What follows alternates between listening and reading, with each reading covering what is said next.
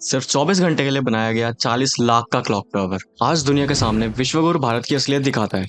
और ये बात सिर्फ क्लॉक टावर की नहीं बल्कि इंडिया के इंफ्रास्ट्रक्चर की रियलिटी की है। According to the IMT world ranking, India का इंफ्रास्ट्रक्चर 53rd रैंक पर है out of 100 nations with a score of 31। तो आज हम यही जानने की कोशिश करेंगे कि क्यों भारत का इंफ्रास्ट्रक्चर इतना खराब है और क्या एक्शंस है जो गवर्नमेंट को लेने चाहिए।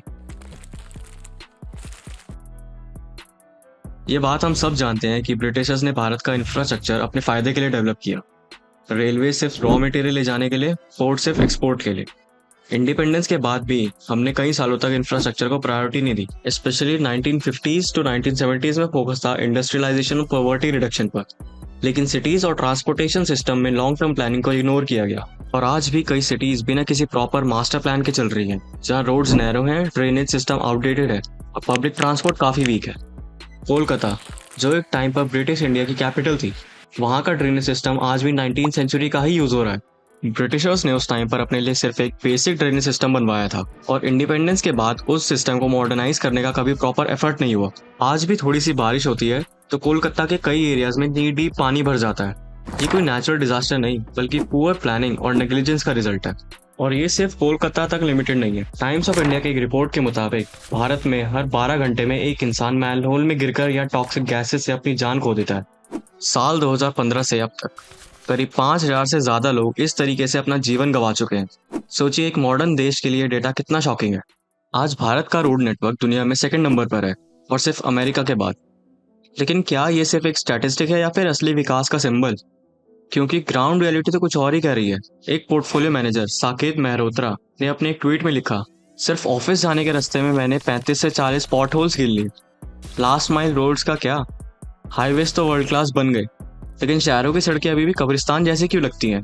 ये सिर्फ उनकी फ्रस्ट्रेशन नहीं है, ये हर इंडियन का गुस्सा है जो हर सुबह सड़कों पर निकलता है। और ये सिर्फ इनकन्वीनियंस नहीं, एक जानलेवा प्रॉब्लम बन चुका है।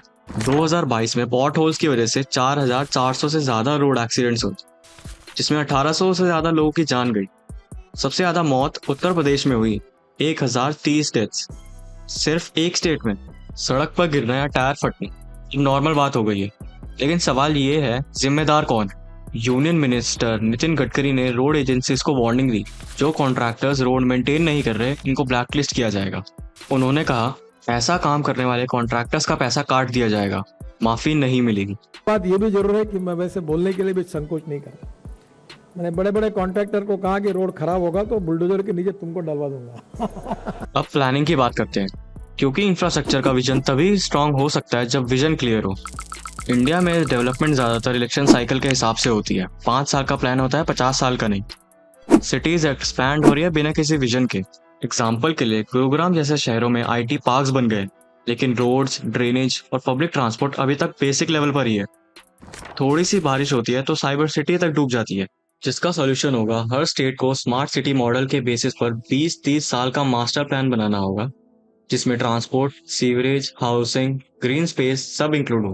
भारत में इंफ्रास्ट्रक्चर के लिए फाइनेंशियल ईयर 25 में $134 बिलियन और इंडियन रुपीस में बात करें तो 11 लाख करोड़ का बजट एलोकेट हुआ है। लेकिन क्या आपने कभी सोचा है कि इन पैसों का असली इस्तेमाल कहाँ होता है? और ये बात हम सब जानते हैं कि भारत दुनिया के सबसे करप्ट देशों में शामिल है। ट्रांसपेरेंसी इंटरनेशनल के 2024 के करप्शन परसेप्शन इंडेक्स के मुताबिक भारत 180 देशों में से 96th पोजीशन पर है। इसका मतलब है कि भारत में करप्शन बढ़ता जा रहा है, ना कि कम हो रहा है। इंफ्रास्ट्रक्चर प्रोजेक्ट्स में डिले, कॉस्ट ओवररन और क्वालिटी इश्यूज तो आम बात हो गई है। इसका एक बड़ा कारण है कॉन्ट्रैक्टर्स और ऑफिशियल्स के बीच की मिलीभगत, टेंडर प्रोसेस में ट्रांसपेरेंसी की कमी और लोएस्ट बिडर को प्रेफरेंस देना भी इस समस्या को बढ़ावा देता है। एक उदाहरण के रूप में 2022 में बिहार के गोपालगंज में 264 करोड़ का एक ब्रिज सिर्फ 9 दिन में गिर गया। सिर्फ 9 दिन में। इन्वेस्टिगेशन में पता चला कि इसमें क्वालिटी कंट्रोल और सुपरविजन की कमी थी, जो कि भ्रष्टाचार का परिणाम था। और हाँ, अगर आप ये सोच रहे हैं कि ये सिर्फ भारत की प्रॉब्लम है, तो ऐसा नहीं है।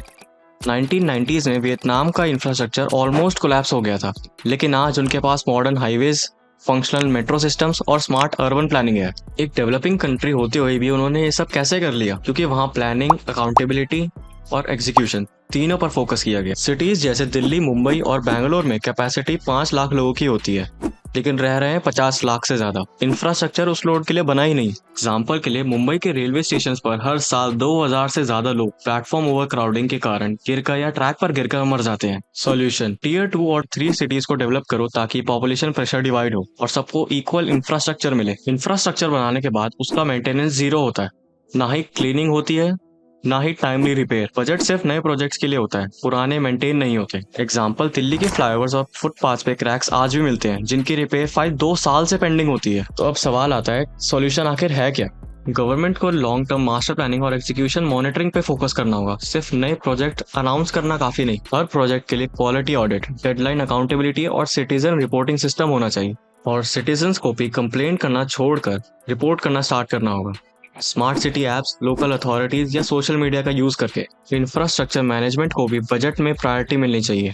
तो दोस्तों, जब अगले इलेक्शन में वोट दो तो सिर्फ मंदिर या मस्जिद नहीं, अपने रोड, पानी, ड्रेनेज और सेफ्टी के लिए भी सवाल उठाओ। इंफ्रास्ट्रक्चर सिर्फ डेवलपमेंट नहीं, सर्वाइवल का भी सवाल है। और अगर इस वीडियो पर 3000 से ज्यादा व्यूज होते हैं तो हम इसका पार्ट 2 भी लाएंगे, जिसमें रेलवे, ब्रिज और पब्लिक ट्रांसपोर्ट को डिटेल में डिकोड करेंगे। जय हिंद।